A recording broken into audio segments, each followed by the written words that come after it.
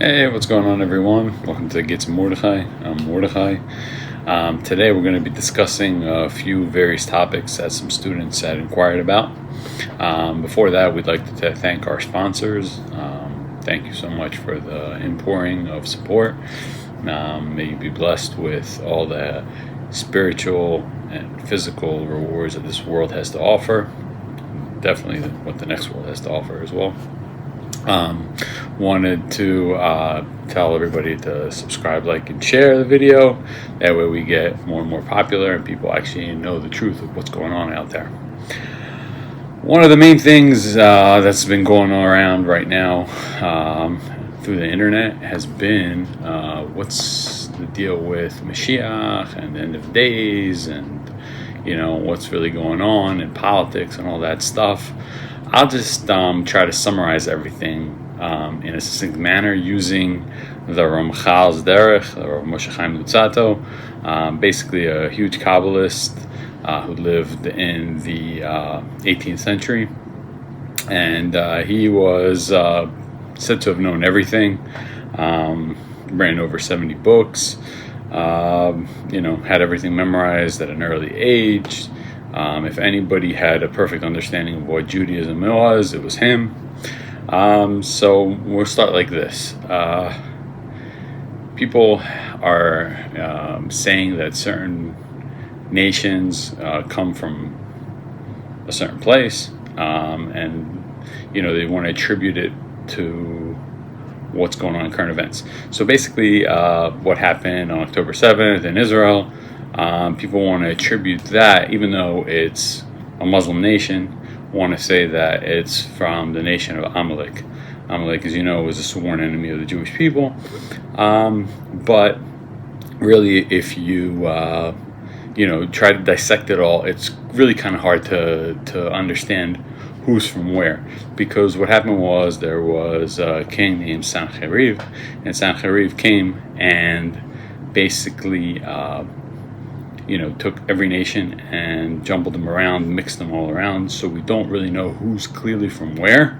We kind of have a general idea, but you can't really attribute anything to one specific nation with exactitude. So you can have a multiple of people within a certain nation. So for instance, you can have the nation of Amalek within the nation of Islam, and so on and so forth.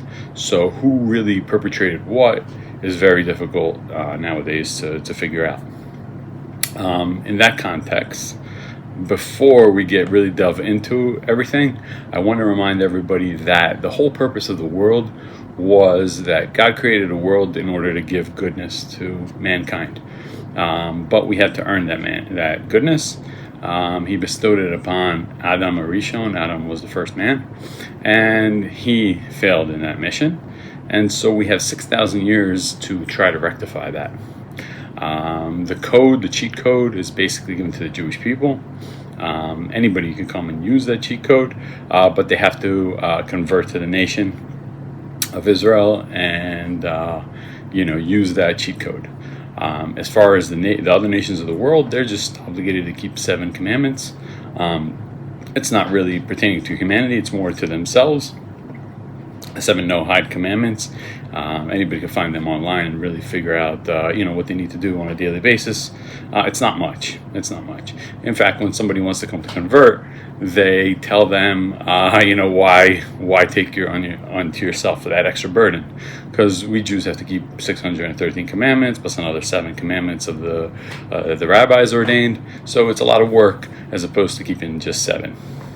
Okay, so the whole purpose was that God created a world where His infinite presence is lacking. It's not lacking in any true sense. It's just our perception of that lack. And so through the commandments that we do, we draw down back that light, and the world recognizes the Creator. That's the purpose, the true purpose of the commandments as it pertains to this world. The reward will be given in the next world. Obviously, there's a reward in this world, but it's analogous to somebody working in a company and just receiving perks of the company in order to do their job better.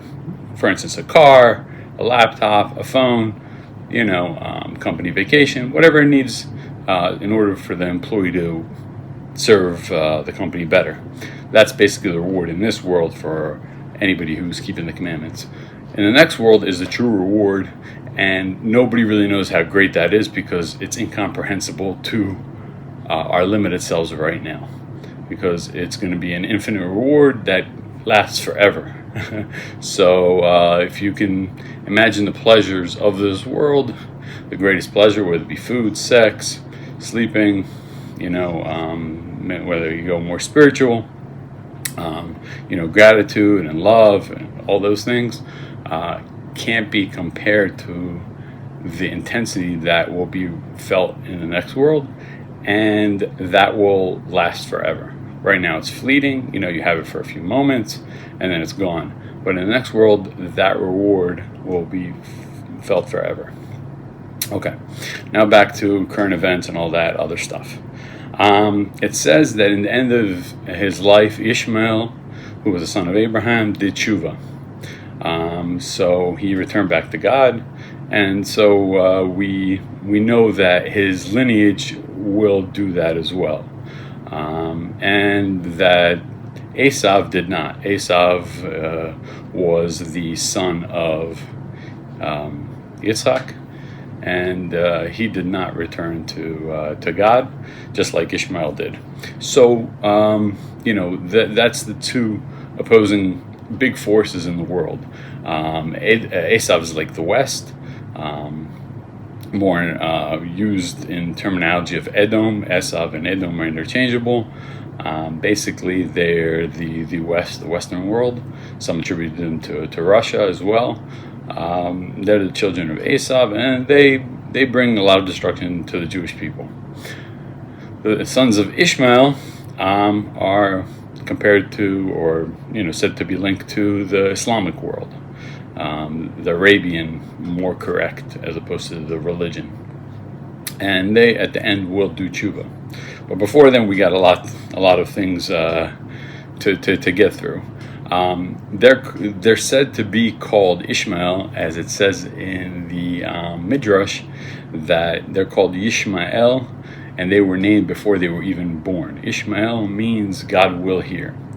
And why was somebody recently born, called Yishmael, God will hear, as opposed to God heard? What we know is that in the future, the descendants of Ishmael will cause the Jews so much suffering that they will be caused to call out to God, and God will hear the screams, the torturous outcries of the Jewish people. So that's why they were called Yishmael. Ishmael, God will hear the suffering of the Jewish people. It's said in the writings of the Exile, which is the more mystical aspects of the Torah, that Ishmael will cause so much suffering at the end of days, and that will be the fifth exile. It's really in the fourth exile, because we know there's four exiles. The last one is the fourth one, which is called Edom, the exile of Edom, which is the children of Esav. They destroyed the second temple, and we've been in that exile ever since. But the Exile gives us an insight that says there will be a fifth exile, and that's called the exile of Yishmael, and that will be the worst of them all. It's also combined with another exile of what's called the Erev. The Erev are the people who left Egypt along with the Jewish people, Jewish nation, and they were always causing problems. There was, they really didn't want to accept the Torah, but they did begrudgingly because they knew it was the truth, and they went along with the nation. But they always said, "Let's go back to Egypt. Let's go." They were always complaining and causing strife within the nation. Today, it's known to be that the secular leaders of the country of modern-day Israel are part of this Erev Rav, because honestly, they don't keep the commandments and they push people away from it, if anybody knows what's really going on over there. So that, combined with Yishmael and combined with Edom, you have a three-pronged effect of exile that the Jewish people must go through in order to get to the promised land, the good times. the times of Mashiach. Mashiach will be the person that helps institute goodness in the world through the Jewish people after these opposing forces are brought under control, destroyed, more correctly in some of the terminology that's used. There's another thing that goes around nowadays on the internet. Everybody talks about it: the war of Gog and Magog, the end of times war. I don't know what people have all sorts of ways to describe it. But if anybody looks at the chapters in Ezekiel, which is Yecheskel, chapters 37 through 39, you just see the whole way that it's set up is that the Jewish people return to the land and they dwell safely within their borders, and then God arouses Gog, who is reincarnation of past leaders who caused the Jewish people strife, and arouses him to come against the Jewish people with the 70 nations of the world, and basically that's when God has no choice but to reveal himself. He reveals himself, and that's the end of time, so to speak, when God says, hey, I'm the one in control. I was working behind the scenes all the time, now I'm in the forefront. But you see that Israel is dwelling safely in their land.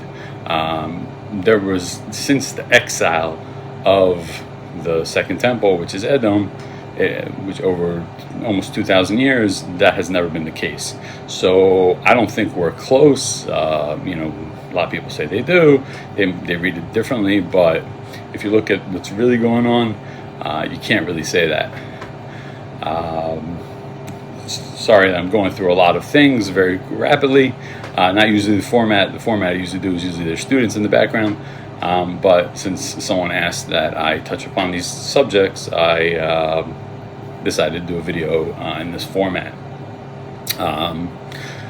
Another thing that is very crucial that someone should understand is that in our Passover Haggadah, which is what we read every Passover evening, we say that the miracles that will happen in the future redemption will be greater than the miracles that happened in the original Passover, and when we left Egypt, left Mitzrayim.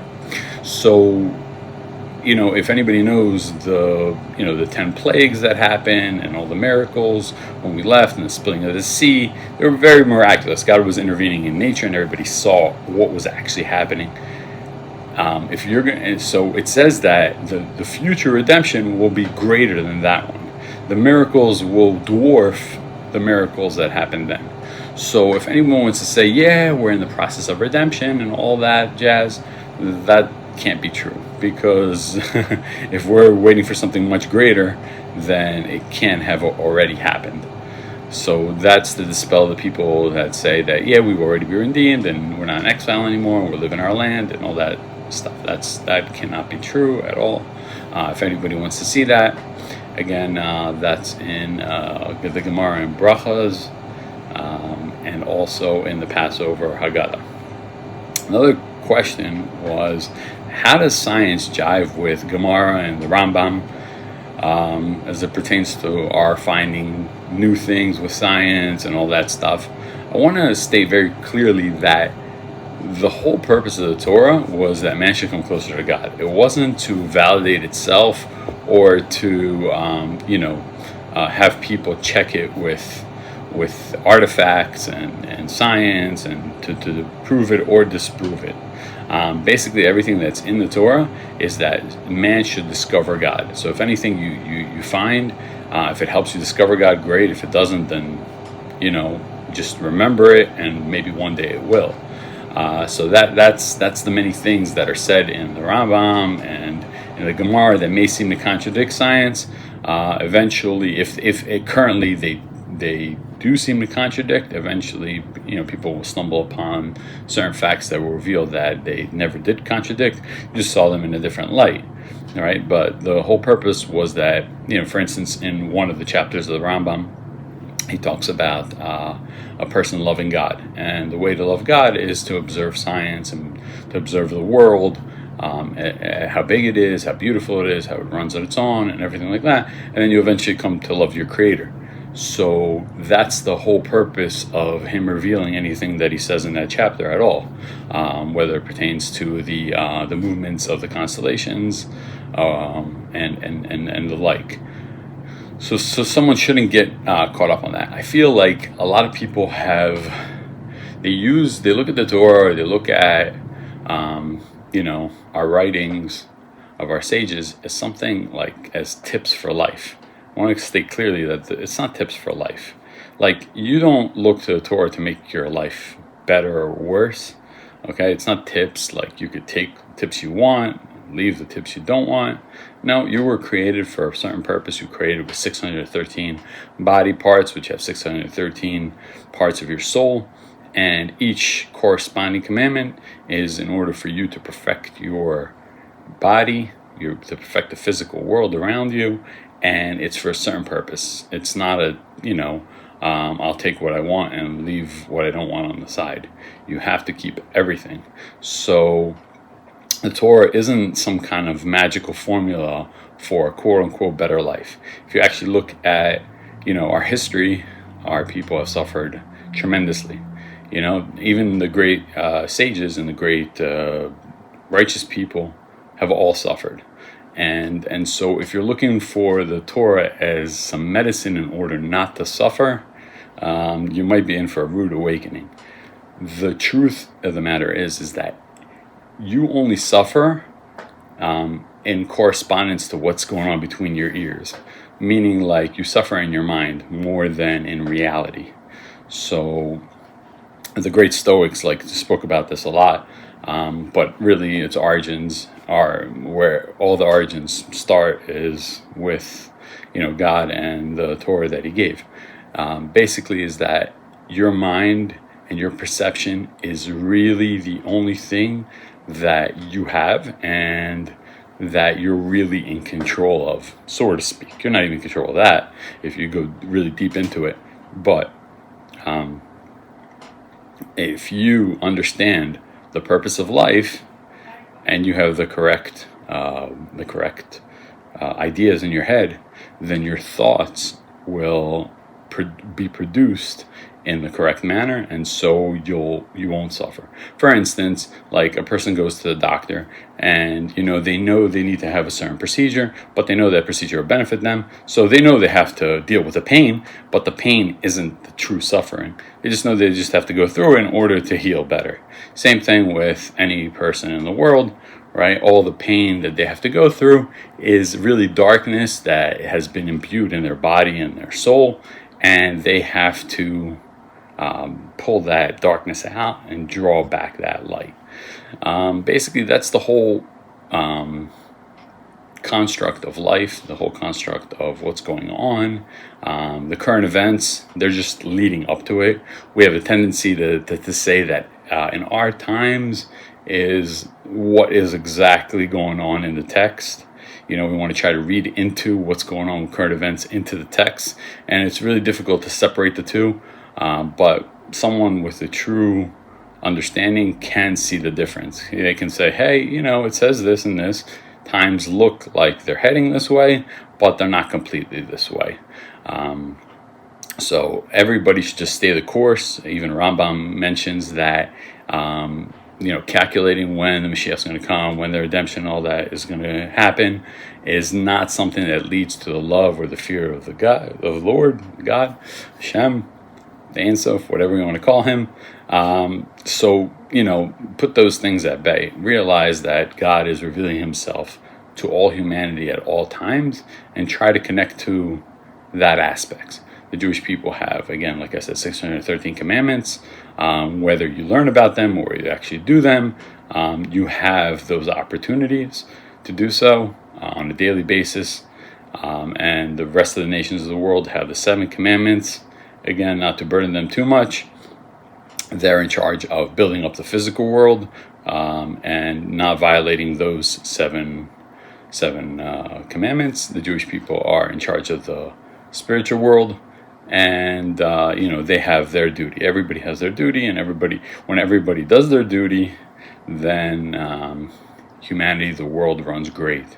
When people try to violate their borders, their places, that's when we start getting into strife and all the sufferings of man, and crazy wars and conflicts and hatred and all that stuff. So I would advise staying away from it. I'll end the video here. Just want to tell everybody, don't forget to subscribe, like, share, all that good stuff. And if you want to support, you know where to reach me. Thank you.